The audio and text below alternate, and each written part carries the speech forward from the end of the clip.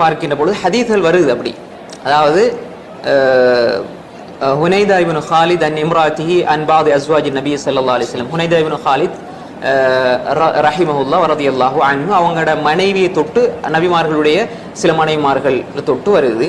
அதே மாதிரி ஹுனைதா ibn Khalid an உம்மி சலமாவை தொட்டு வருது. அதே மாதிரி ஹப்ஸா ரலியல்லாஹு அறிவிப்பு வருது. இதுல பல அறிவிப்புகள் வருது. ஹப்ஸா ரலியல்லாஹு அறிவிப்பு வருது அபூதாவுதுல.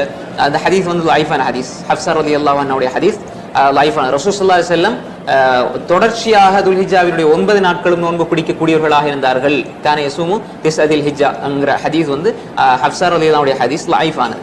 ஹுனைதா இப்னு ஹாலிதுடைய ரிவாயத்தை பொறுத்தவரையில அறிஞர்கள் சில அறிஞர்கள் அதை சஹீஹ்னு சொல்கிறார்கள். ஆனால் அந்த ஹதீஸ் வந்து முல்தரிப், அதாவது லைஃபான ஹதீஸ்.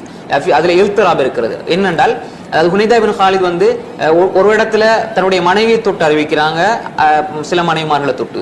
அதே மாதிரி வந்து அவர்களுடைய தாயை தொட்டு அறிவிக்கிறாங்க.